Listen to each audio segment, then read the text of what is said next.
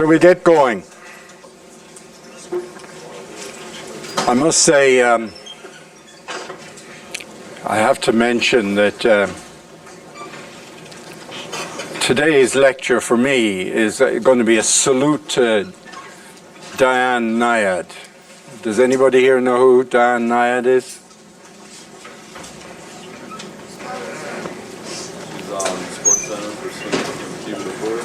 Well, it's not because she was on Sports Center that she's important. She actually swam the 100 miles between Havana and Key West. Finished yesterday. Fantastic. Anybody here a long-distance swimmer? Anybody here a short distance? Long day? What's the furthest you've ever swum? Oh, sorry, I heard Connor. Yeah. Well, but you are a swimmer. A little tiny. All right. Yeah. How about long-distance runners? How many are long-distance runners here? What's the furthest you've run? 50. 50 miles.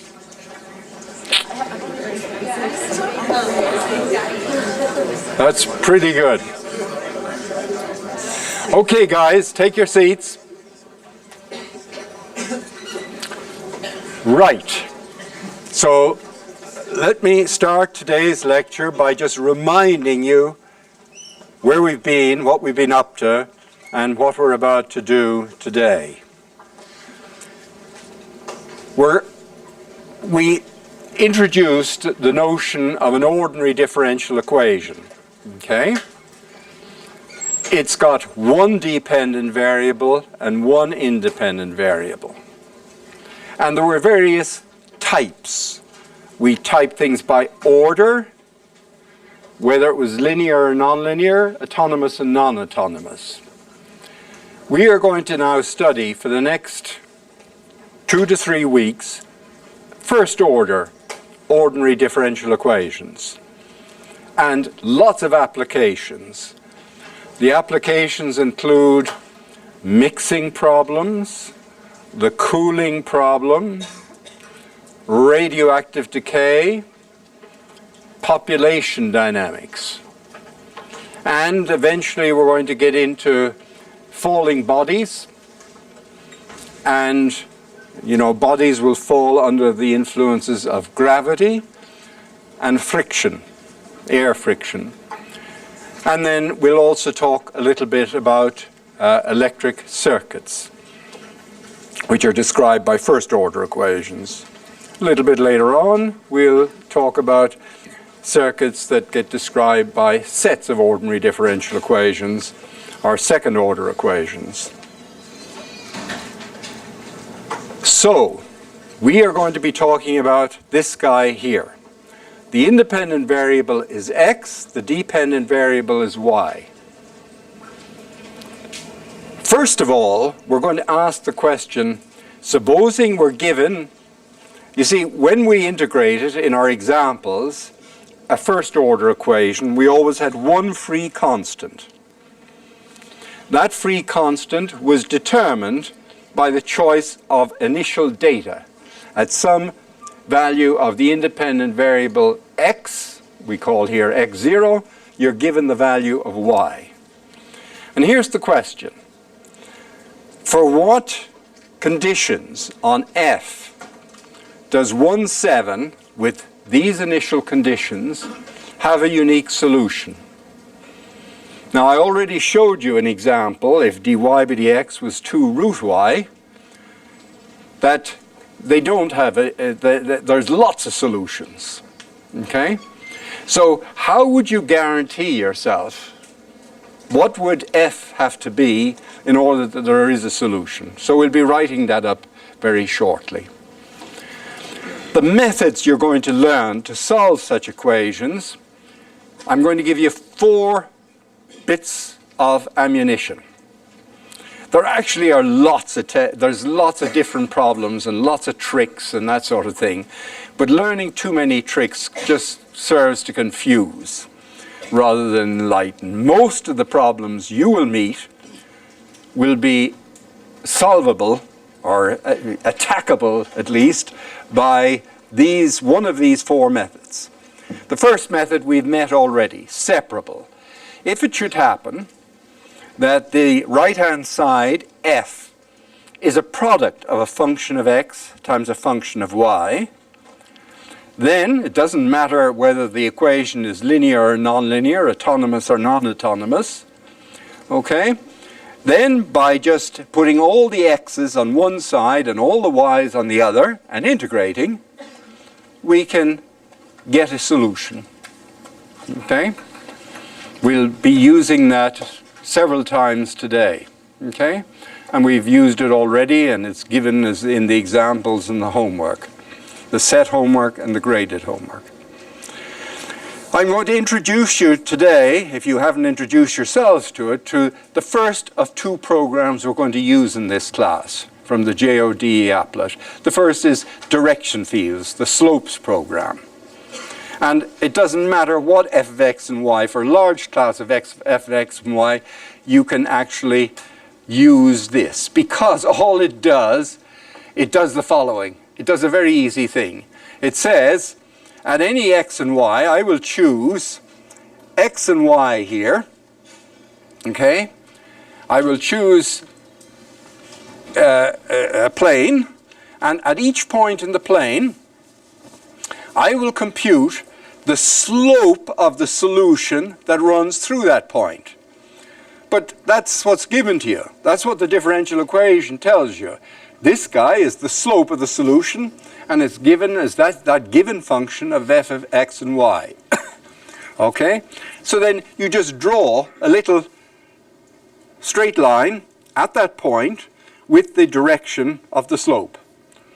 And then by eyeballing things, you can see roughly where the solutions will run. We come back to this because I'll remind you what problem this actually shows on the right-hand side here, and we'll discuss whether the solution makes sense.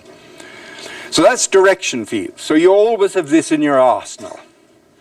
And I'll also just tell you how you might use it yourself if you didn't have a computer with you. If you're on a desert island sometime, alone, with a pencil, and good memory for what the tangents of angles are, and you want to solve an equation, well, it's as good as listening to music maybe, then there is a way in which you can actually carry out this procedure. Of course, the advantage is a computer does it so much quicker for you, okay? But we're much better at thinking, lateral thinking. Computers can't think laterally. At least they would like to have them thinking laterally, but they don't really yet. They think analytically.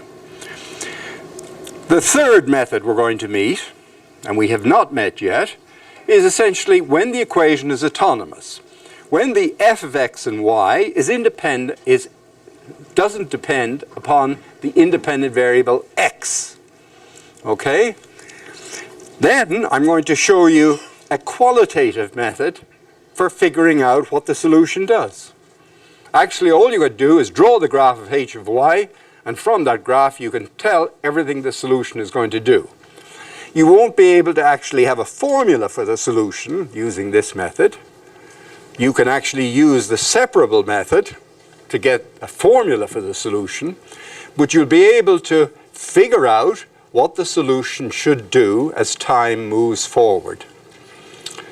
Finally, and you won't get this today, but when we talk about linear equations, in other words, the equation is a linear combination of 1, y, and dy by dx. Okay, or dy by dx this has got to be a linear function of y. And there it is. We write it as a combination minus p of x times y plus q of x times 1. Then I'll be showing you the method to solve such equations. Okay, and that'll be next day. So let's put down the theorem that answers the first question up there. Okay, now as I've told you, you're not going to get very many theorems in this class, but this is 1. Theorem. If f of x and y and its partial derivative with respect to y, okay, are continuous,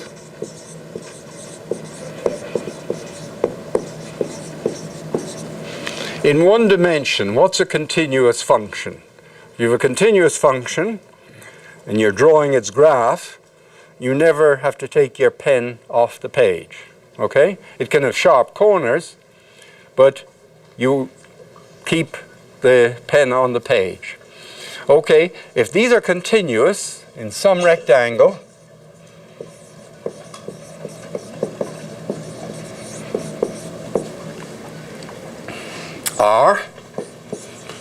R is a rectangle defined by all the x and y such that x lies between A and B and y lies between C and D, and the point x0, y0 belongs to R. Have you ever seen that epsilon symbol used before? Epsilon this means belongs to. Belongs to. Okay. Then dy by dx equals f of x and y, where y of x naught is equal to y naught, has a unique solution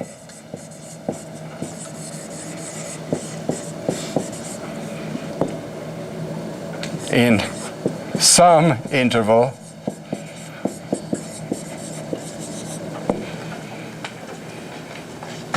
x naught minus h less than x naught plus h about x naught,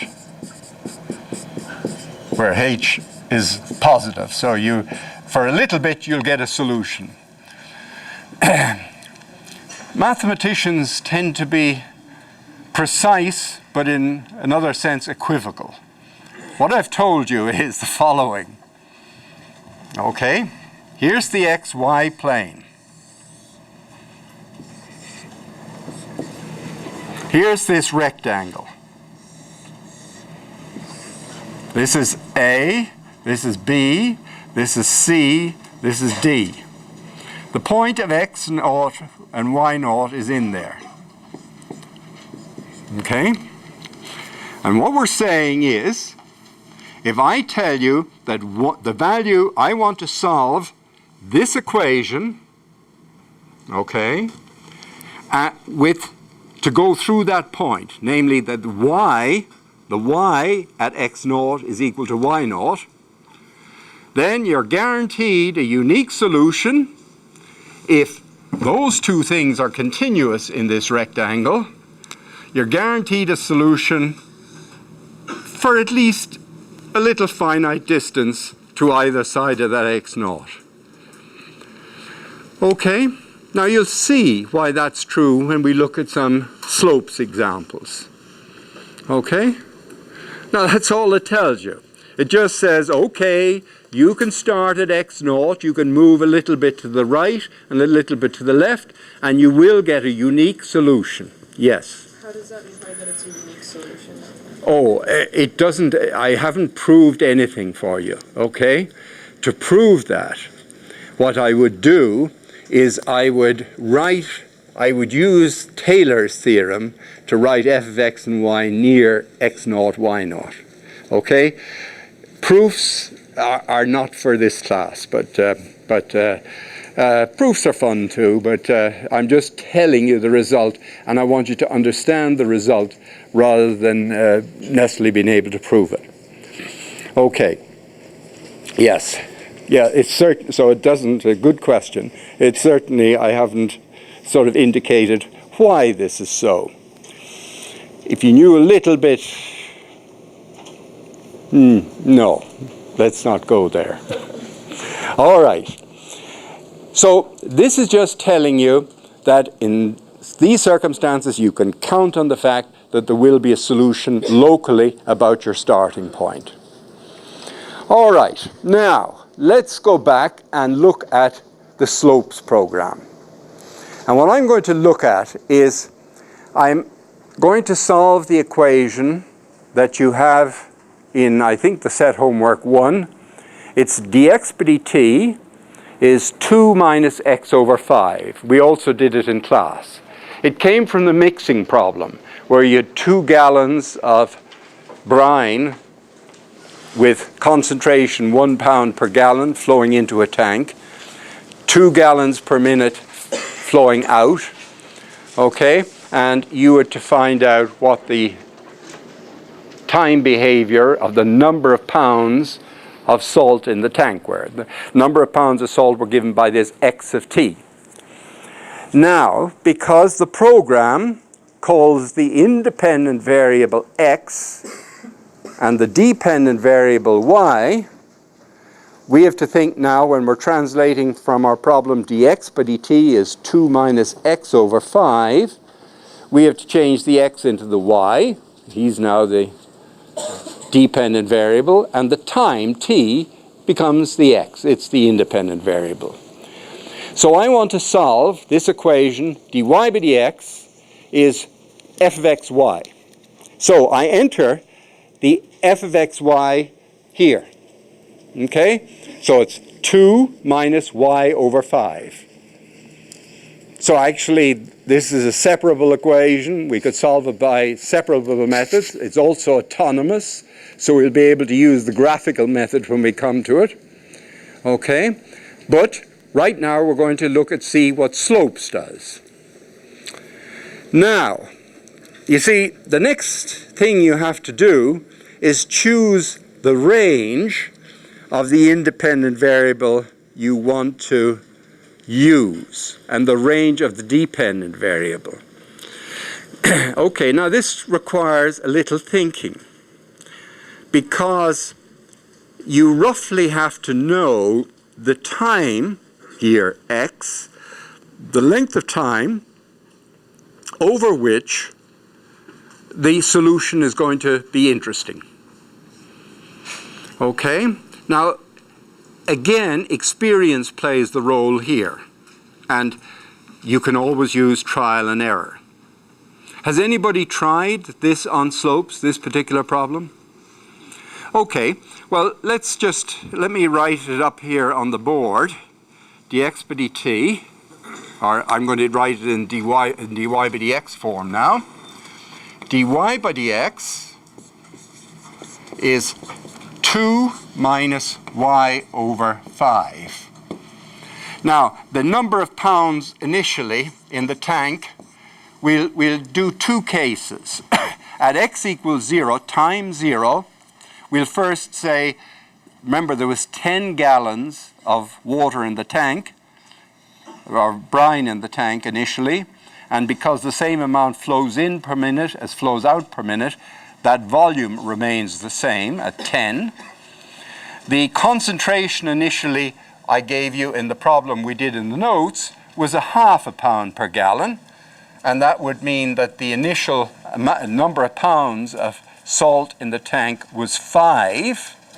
Okay, but we'll do the 2 cases when the concentration was 0.5 pound per gallon and 3.5 pounds per gallon. So you can see the range here. The lowest y we can have is what? 0, right? I mean, we're starting from 0. And what range in the y direction should we allow for? What do you think? How big will y get if over time? Yes? Because the concentration of the brine coming in. Yeah, but it's the number of pounds, so you have to multiply by 10. So that would be the number of pounds coming in, the concentration of the stuff coming in was 1 pound per gallon. So you need to go to 10 at least, and what I've done is gone to 20. Now, the next question, so the dependent variable I've gone between 0 and 20. The next question is, what length of time should we account for? I mean, if we choose, say, 1 minute, well, I have chosen 0 to 20 here, and you can see that's what's happened with the solution.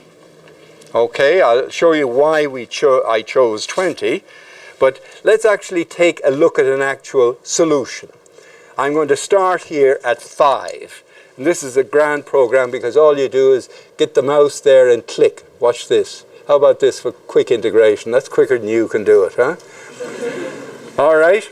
Now, I want you to notice two things. First of all, the solution, the number of pounds, the concentration of the stuff in the tank initially was 0.5 pound per gallon. So there was 5 pounds initially. The stuff flowing in was 1 pound per gallon. So eventually, the fluid, the brine in the tank, is going to be all the incoming fluid because you're flushing the other stuff through.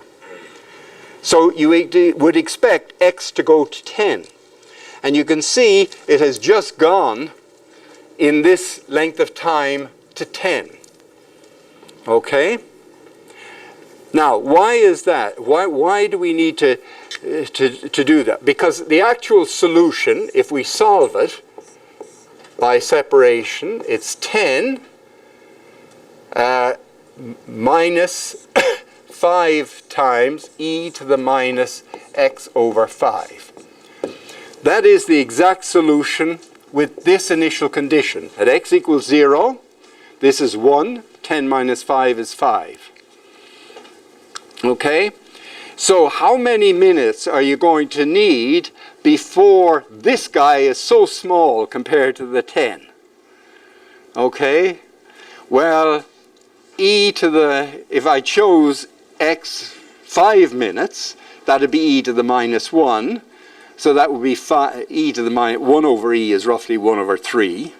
So that would be minus 5/3. So that would be 8 1/3. So that's not quite close enough. So it's not long enough to wait 5 minutes. So I have to wait enough x's so that e to the minus x over 5 gets sufficiently large so that e to the minus x over 5 gets small. So we tend to the final state. And the 20 is enough to do that, you see? Okay, so picking the range is what you're going to do is you're going to do several problems, and at first you will find that the answer will go over a little bit of the the region of interest, and then you'll have to adjust the range of the dependent variable and independent variable so that you get all the answer in that is useful for you to understand what's going on in the problem. The second thing I want you to notice is, look, the solution, the actual solution curve, y versus x, at this point, its slope is exactly this direction field. In fact, you can almost tell, supposing you were to start here, you can almost just draw the curve that will happen, right? By just drawing the curve, so touching all the direction fields. So supposing we started out with a much lesser concentration, say here. See, the solution parallels all these direction fields along the way. So actually, if you just have the set of direction fields, just by eyeballing them, you can more or less tell what the solution is doing. So, in a sense, if you can actually figure out, you're told f of x and y, the equation itself, dy by dx equals f of x and y, tells you that the slope to the solution, y of x, at the point xy is in fact f dy by dx, which is given to you as f of x and y. You can compute then at every x and y that slope, and just now you know that is the that dy by dx, that number, tells you the tangent of the angle that slope makes with the horizontal axis. For instance, if you found that f of x and y was 1, that means dy by dx is 1. That means the tangent of the angle that you make with the x-axis is 1. And that makes the angle 45 degrees or pi over 4. So you can actually draw that in by hand. Okay? So you can actually draw in by hand all of these. Now notice, because the right-hand side in this problem is independent of x, at any given x, say take this y level here, this y level here, the slopes don't change with x. See? At this x, and at this x, and at this x, and at this x, they're all the same. Because the right-hand side in this problem, 2 minus y over 5, is independent of x. Okay? Now that won't always be the case. Okay? So in this problem, now, what do you think would happen if I start with a higher concentration? Supposing I start up here at 15. If I start up here at 15,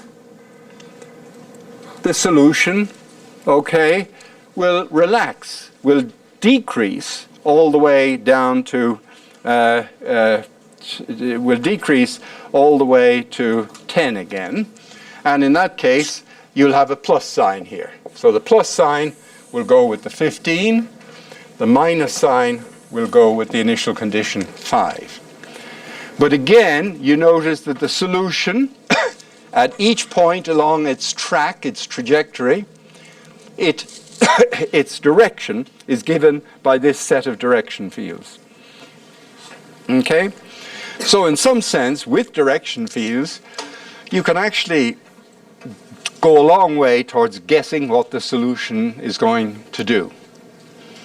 Okay, any questions on that? Okay. Now, in the set homework, I'll be handing out some set homework. Either you'll get it tomorrow from your recitation, but again, I'll be asking you to use the slopes program to check solutions in various problems. Okay, so now we're going to clear and we're going to do another problem. So the next problem I'm going to do is the first one we worked on was dy by dx is minus x over y. So we're going to work on this guy.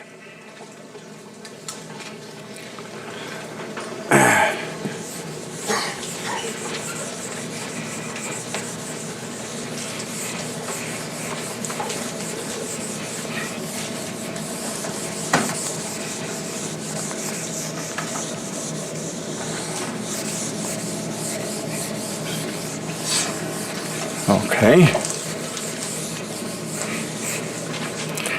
So I'm going to draw back up the theorem here. And here's the rectangle.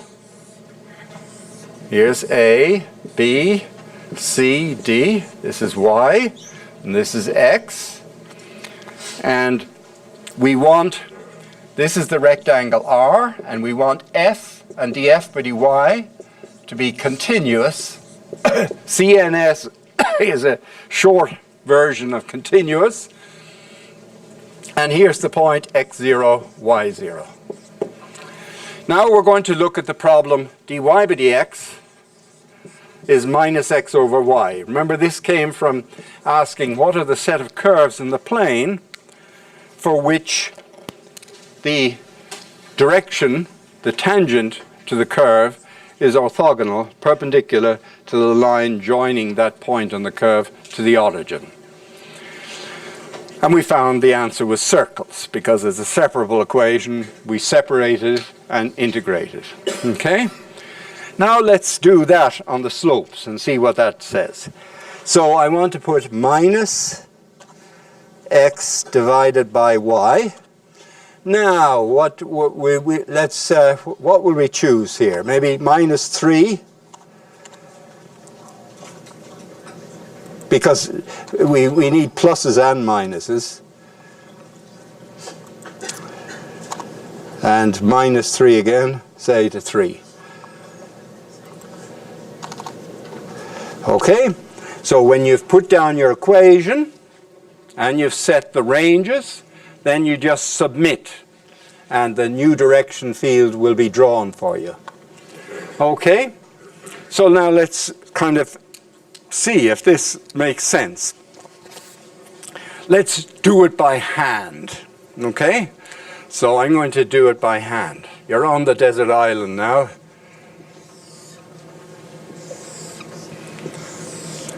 So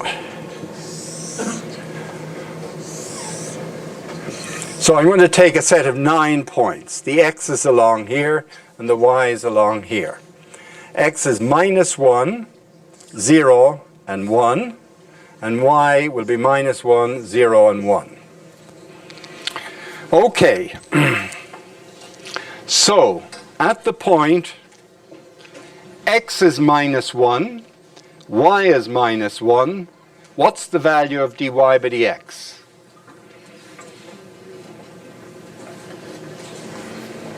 If x is -1 and y is -1, what's minus x over y? -1. So, -1. What angle has its tangent -1?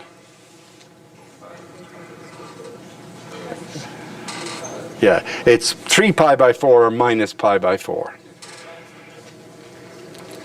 It wouldn't be 225. 3 pi by 4, is that? Not quite. It would be 137 or something like that. Anyway, so now we'll draw the graph. Here's our x and y.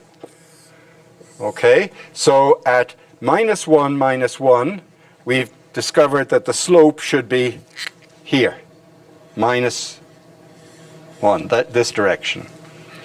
Okay, so it'll be minus pi by 4 or 3 pi by 4, depending upon whether you're measuring this angle here, or if I continue this on up like this angle here is 3 pi by 4.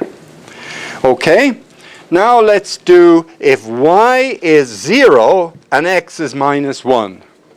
What do I get there? It's undefined infinity. Okay? But actually, as far as slopes is concerned, infinity does mean something, because it's what angle has its tangent infinity? 90 degrees, pi by 2. So this is straight up. So at the point x is -1, y is 0, the direction field would be like that. Okay, how about at x equal 1, y equals -1? So this is over here. It's +1. And whose tangent is +1? Pi by 4, okay? So I would draw at this point here,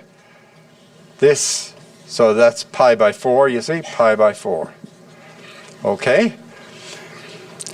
Now, if I go to this point where x is 0 and y is -1, that's this point here. What's x is 0? 0. And which angle has its tangent 0? 0.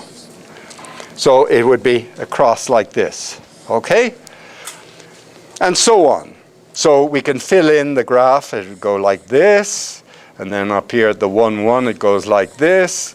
Up here it goes like this, and then over here it goes like this. So you can see just by drawing the straight line, it doesn't matter actually what x you choose. When x is 0 and y is non-zero, the tangent is always 0, and so it looks like this. So it looks exactly, we can draw, but that's more or less what you see up here. Okay. Now, let's integrate the equation. Okay. Now, let's start here. Okay. You see where the arrow is now?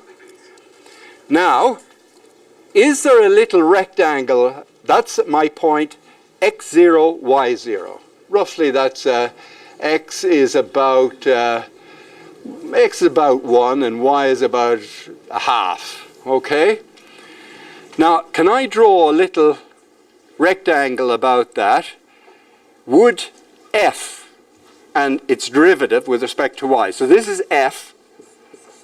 That's f of x and y is minus x over y. And what's df by dy? It means take the partial derivative with respect to y, which would be x over y squared. Okay? df by dy, the partial is take the differential with respect to y, leaving x fixed. Okay? In the vicinity of x equal 1, y equals a half, are these things continuous? Yes, because they change smoothly. Where would the trouble be? When I get down near y equals 0, if I try to give you initial conditions there. Well, watch what the old solution will do. Okay? See, it's beautiful down here, and then when I'm going backwards in time, whoops! It's doing a crazy thing here. It should continue around as a circle. By the way, there's a little distortion in the way this is drawn. Circles appear slightly squashed. Okay? You can see the slight squash to this circle. But anyway, you can see the old program has troubles because it's trying to integrate and it meets x over almost 0. So it doesn't know what to do. It gets confused. And you see, this is its attempt to put in infinity. Then it gets back up here at the next time step and finds things are okay again, comes back down on another circle and pops up again and so on.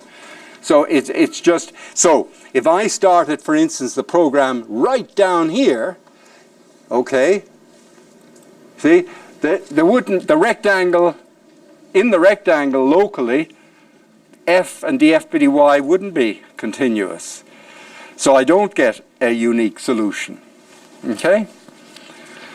Okay, now, in actual fact, we know the solution to this problem is circles.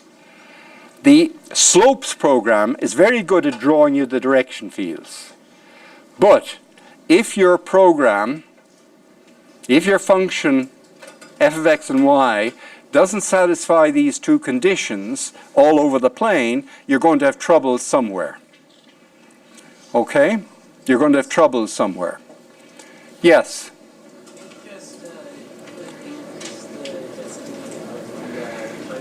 Yes. Very good question. Yes. Just the suggestion is, can't you just increase the density of the time steps? You're hopping about too much. You're taking too big a time step. Our time step, I think, here is about 0.3 or 0.1. Absolutely. Let's do it. Let's take it so I'm going to clear all here, and I'm going to change this to 0.01. 0.01. Now I'm going to start again. Oh, what have I done? Oh, yes. Thank you. Okay. Submit all. Now let's try from here again. Ah! See, what it does, it gets you, it's more accurate. Okay? The jump you take when you get down near the 0 isn't as much before it comes back again, but you still have the problem. Another solution. Yeah? So, is this using Euler? Or? Yes, this is using Euler, but even using you can use the most sophisticated programs. When you get down near the vicinity here, you're going to have problems. Because the right-hand side, you're dealing with numbers which are very, very large, and therefore there's a lot of room for error in those numbers. Okay? When we deal with, I'll be showing you in about latter part of next week how the Euler method works. And we'll see why it is that you lose accuracy down near these points. But it's okay. It's okay. We live with these things. All right? We got the direction fields good, and we get most of the answer good as long as we don't go near the trouble places. Okay? Now, in order to get the solution reflect what it really should be, these circles, I mean the full circle, then we're going to have to use the second program, because it will use, essentially it splits the problem up so that there is no singularity essentially in the way you write the equation. But that's for later. Okay, just be thankful that the program does not too badly as long as you steer clear of the trouble points. Okay, and you have other methods to work with in any event. Okay, very good. So, now the next thing I want to do is do, using these methods, and do some examples with you, okay? First of all, any questions? Let's take let's look at another program here. Let's look at 2 root y. So 2 times y to the 0.5. Okay, and now we'll go 0 to 3 and 0 to 3 here. That's good. Okay, we'll clear all and now submit all here. That's now the direction fields. So what the program has done is at each point, x and y, in this box 0 to 3, 0 to 3, or not at each point, but at a certain grid of points in that plane, it has chosen the x and the y. The right-hand side is independent of the x, so it just says 2 root y. For instance, at this point here, the root of y would be, that would be a half. That would be like 1 over, what would it be? 1 over 1.4 would be about 7. So it would be 2 times, it would be about 1.4. And you see, this is the tangent. The tangent of the angle, whose tangent is 1.4, is roughly this. And since things are independent of x across this same y, the slope stays the same. So you can sort of see the solutions look like parabolae. And as long as I start, if I start here, is 2 root y and its derivative would be 1 over root y.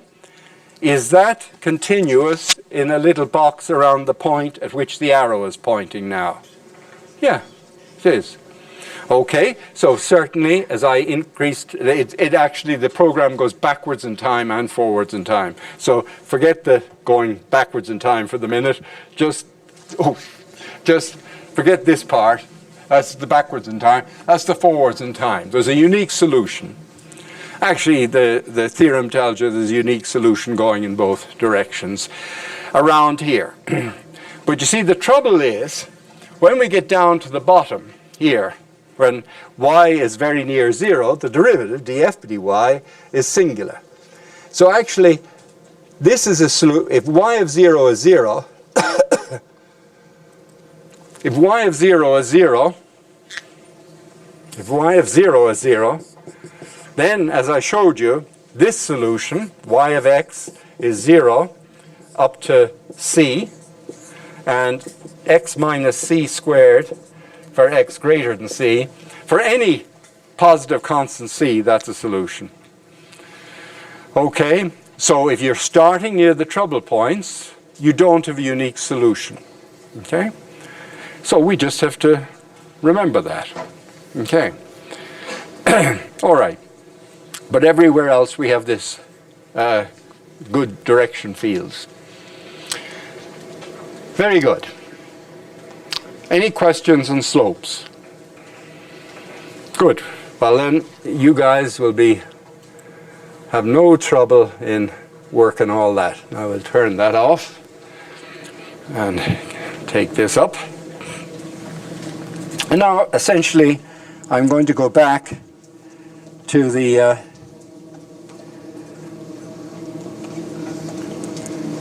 examples we've already looked at. Go on. Oh, there we go. And we're going to work a few out, again, using method of separable methods. Okay, so the first problem I'm going to do is the example of the dead body. dt by dt is minus k times t of t minus t air. I'm going to take this guy to be a constant. Okay? And in fact, as 68.6 degrees. Okay? I'm going to tell you that at the initial time, when the body died, I'm going to measure t in hours. When the body died, he was not sick, so he had a normal temperature of 98.6. When I found him, so this was the time of discovery,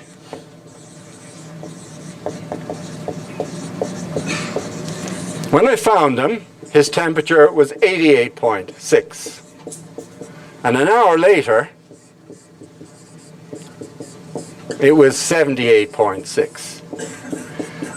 And I want to figure out when he died. Okay. So, this is the equation. The dependent variable is big T of t. The independent variable is little t. Okay? Now, I can separate, right?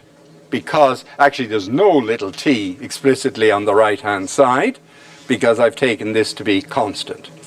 So, I separate t minus t air equals minus k dt. Okay, that's step one. We separate. Step one. Okay, and we have to divide under by t minus t air, I have to assume that we are not at a situation where t is equal to t air, because it can't divide across by 0.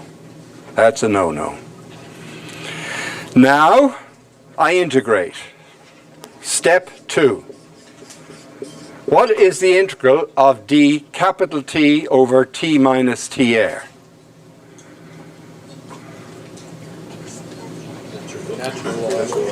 Of with the goalposts. So log of t minus t air equals minus kt plus constant. Okay, now we take off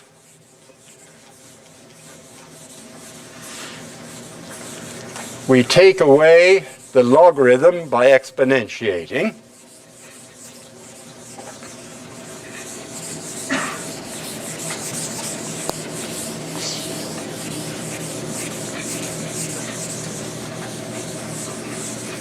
Okay, so we take away the log by, so I get t minus t air is e to the minus kt e to the c.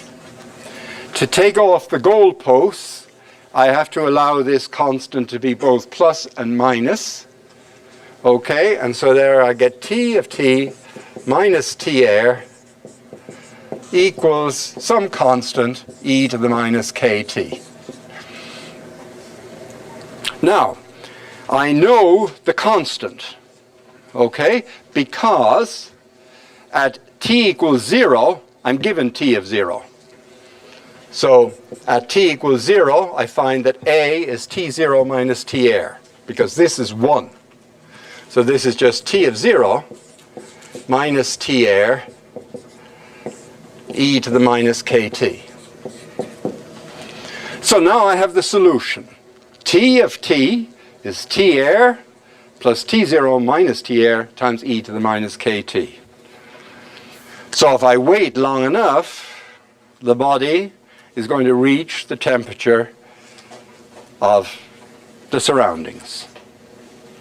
Now let's put in the numbers here. Okay, so this would be t of t minus 68.6 equals, this is 98.6 minus 68.6, 30. E to the minus kt.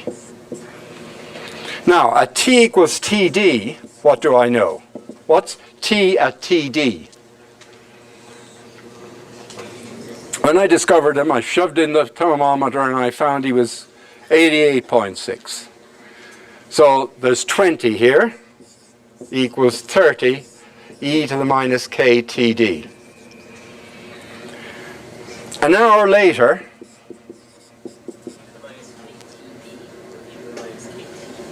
kt sub d, right? Td is the time of discovery. Okay? Does 20 still have degrees or is that gone? 20, sorry? Does it still have degrees or is that gone? Yeah, no, it's degrees. No, it's absolutely. This is degrees and this is degrees. The equation has degrees Fahrenheit both sides. Very good. Keep the units balanced.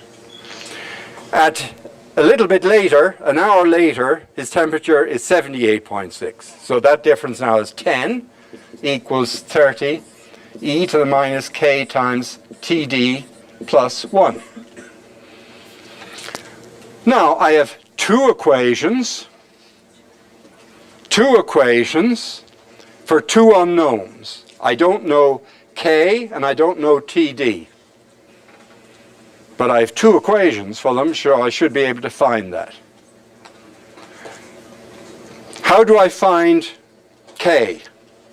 Well, if I divided those two equations, I get 20 over 10 is e to the minus ktd divided by e to the minus ktd plus 1, which is just e to the k. So if I combine them, I get 20 over 10 equals e to the minus ktd over e to the minus ktd plus 1, which is e to the k. So e to the k is 2. So k is log 2. Okay? So k is log 2. From this equation, I know that, so from this equation here, I know that e to the k times td minus k times td is 2/3. Okay? Or e to the plus ktd is 3/2. Or k times td is log 3 over 2, which is log 3 minus log 2. But k is log 2. So td is log 3 over log 2 minus 1. Okay? And that works out about 2/3 of an hour, I think. And so the time of discovery, if the time of discovery was, say, 2 in the afternoon, okay, the time of death would have been around 1:20 or so. Okay? All right. Is everybody comfortable using the separable method to solve that? Yes, question. Dividing, you had e to the negative ktd over e to the negative ktd plus 1. Right. That just with everything. Because the e to the minus ktd is cancelled out, and then this is e to the minus k on the bottom, which is e to the plus k on the top. Okay? All right. The next set of problems.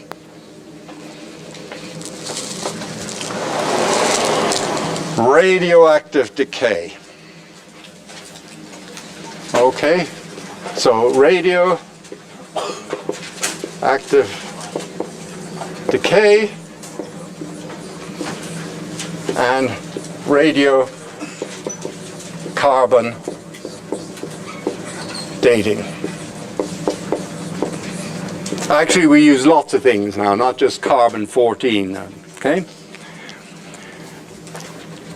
The idea is this, okay? Certain elements, like carbon, have isotopes, carbon-14, okay? carbon has atomic weight 12. Okay? The carbon-14 is unstable. It decays. Okay? And so the amount of carbon-14 to regular carbon, the stable carbon, I'm sorry, carbon-14 doesn't, carbon-14 will decay, I think, to nitrogen. But in any event, it decays away, the carbon-14, this unstable isotope, okay, over a certain length of time.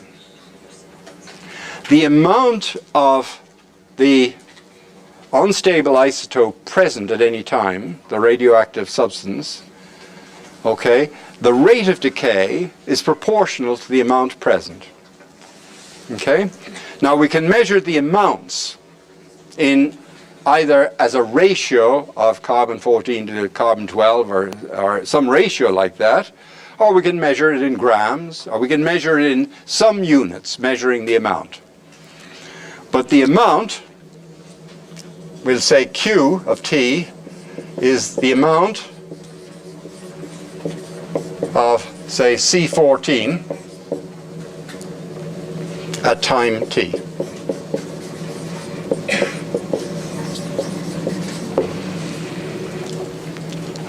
Now, experiments show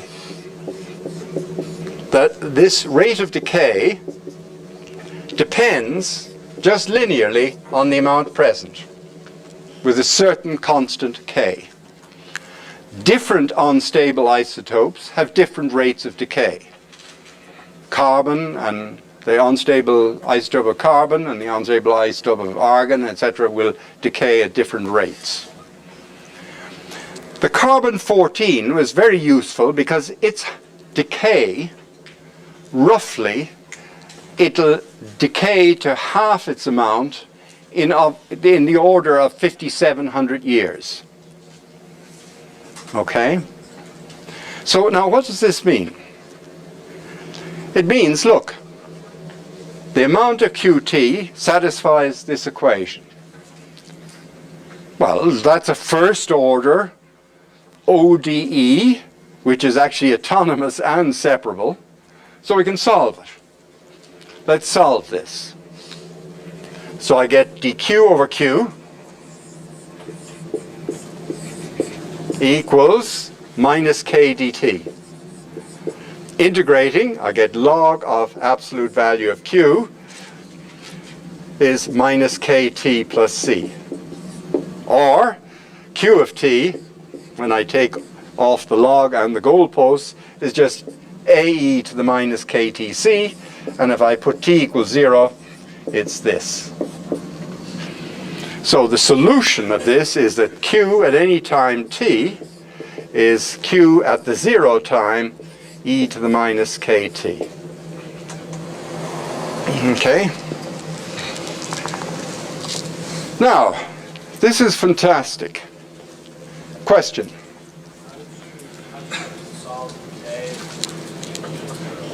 How did I solve this? From here to here? How do I find k? It's given to you, but I'm going to tell you about it in the form in which it's given to you in a minute. Okay? K is a given constant for the particular substance. Okay?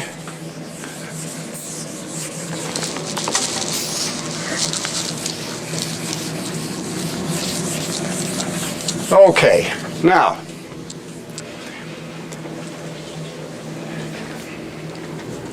so you might ask, if you'd sort of say, look, supposing I find an old bone lying around, and I find that the amount of carbon-14 in that bone, okay, is about 1/5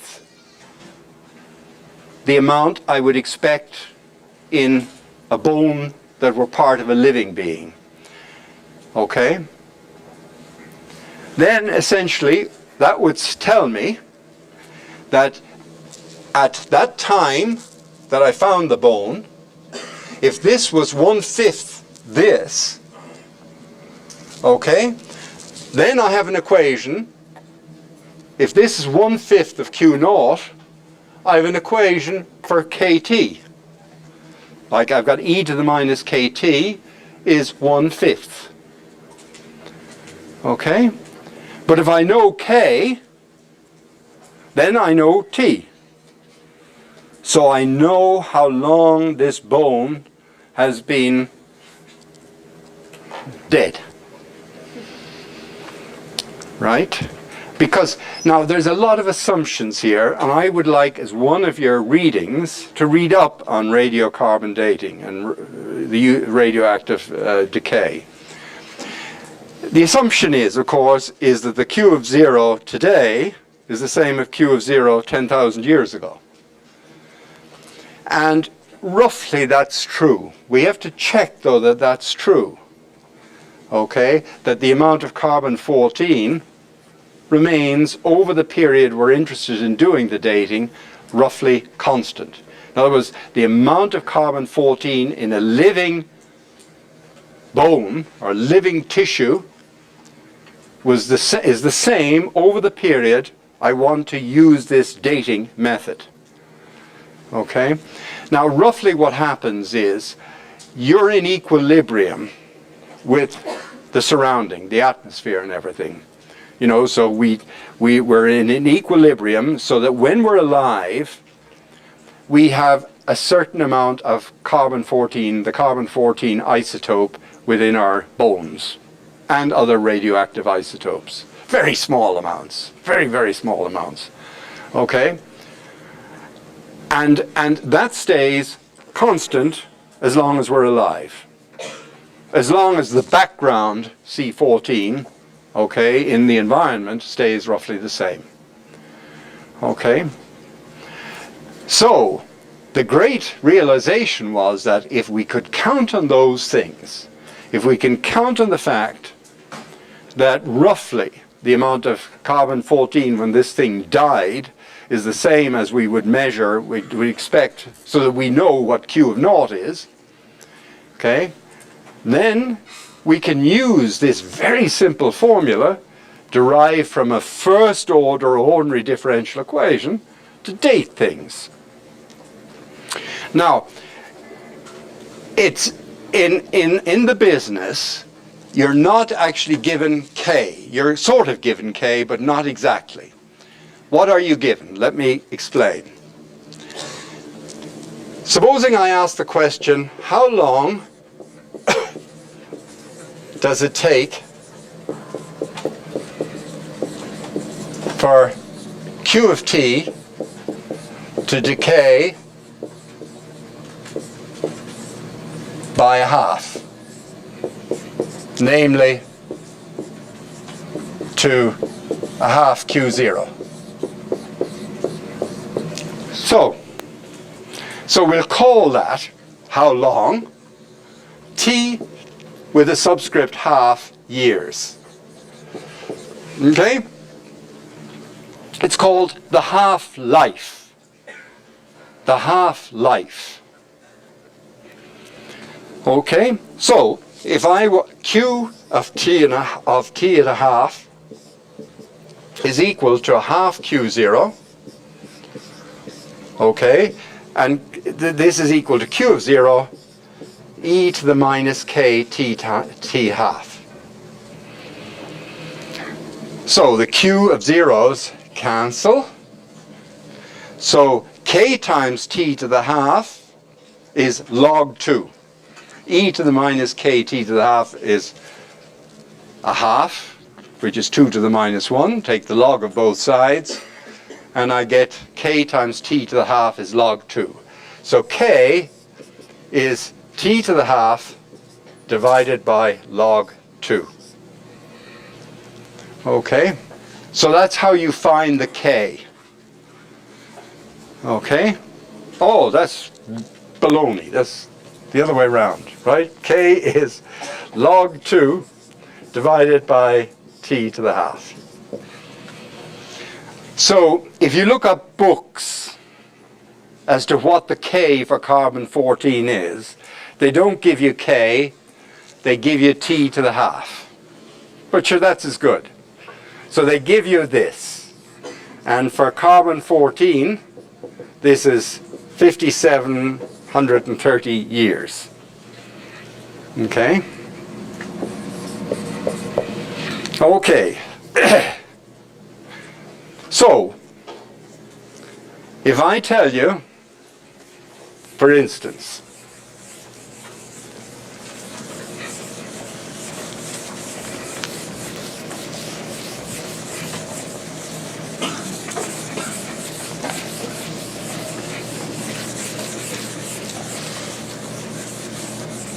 so supposing you find a bone and the amount is 1/5 of what it is initially. I'm talking about C14.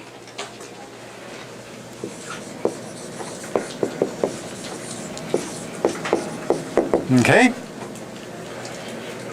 So, how long has that bone been dead? Well, we know Q of t is Q of 0, e to the minus k times t. It satisfies this first order equation, which says that the rate of decay of the radioactivity in a substance is proportional to the amount present at that same time.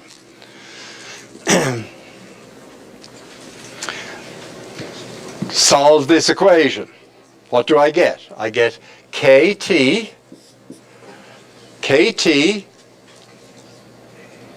I get e to the minus kt is 1/5. Okay. Take the logs of both sides. I get minus kt is log of 1/5, which is minus log 5. So kt is log 5. Okay. But k, so this means t is log 5 over k. But k is log 2 times the half-life. So what's log 5 over log 2? Roughly, what is it? This would be about, what's that ratio? Be about 2, actually 1 and, what's the log of 5? The natural log of 5.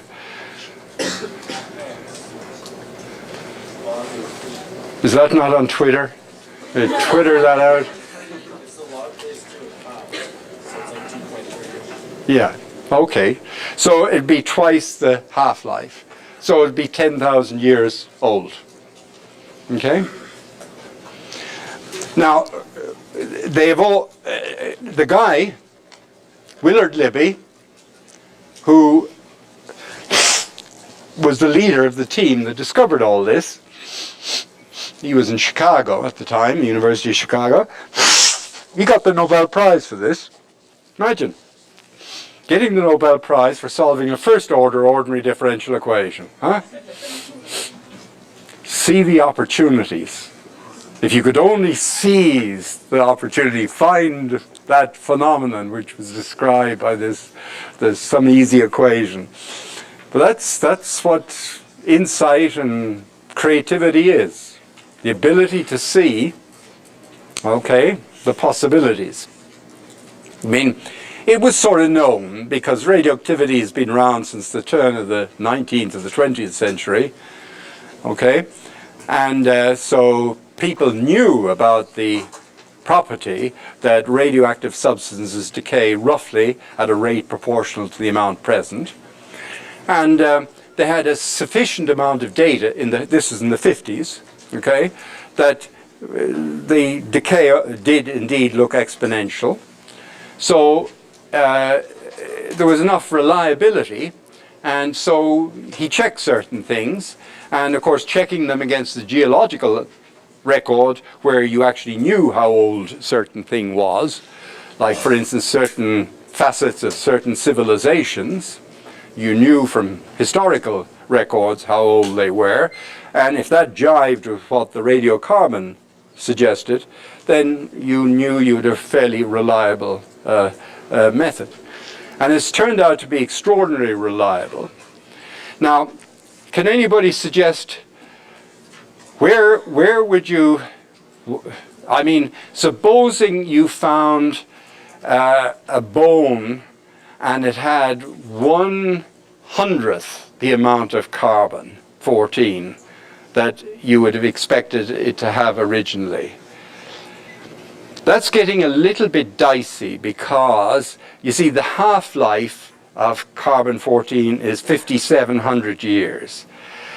The accuracy of the method then is, you have to stay in that ballpark of tens of thousands of years and not go to hundreds of thousands of years, okay? Because the imprecision in measurements and certain things like that. And so, but there are lots of radioactive substances. So you don't just have carbon-14. There's lots of other ones as well, argon and other things that have longer half-lives. So roughly, it's a good idea in dating. Is it getting to be the time? No, not quite. It's a good idea in dating to use the decay, to use a substance whose half-life is of roughly the same order that you expect the thing is that old, you know? So in order to get the most accuracy. Now this course isn't to teach you all about radiocarbon dating. I'm sure you've met that in some of your other courses. But I'd like you to read about it. You can go to Wikipedia or Google different sources and find out a little bit about it. Find out what are the most popular unstable isotopes that get used in the dating process. Very good. Now, any questions on that? Next day, I'm going to start with population dynamics. Okay? Population dynamics. It's not quite time yet. Population dynamics starts with a law called Malthus's law. Malthus's law. Malthus was an economist. And I'd like you to look up what that law is before next Thursday. Now, before you go, homework, the graded homework number 2, which will be due next Wednesday, tomorrow week, okay, is here for you to pick up. It'll also be on D2L, but don't forget, tomorrow, graded homework number 1 and quiz number 1 will be in your recitation.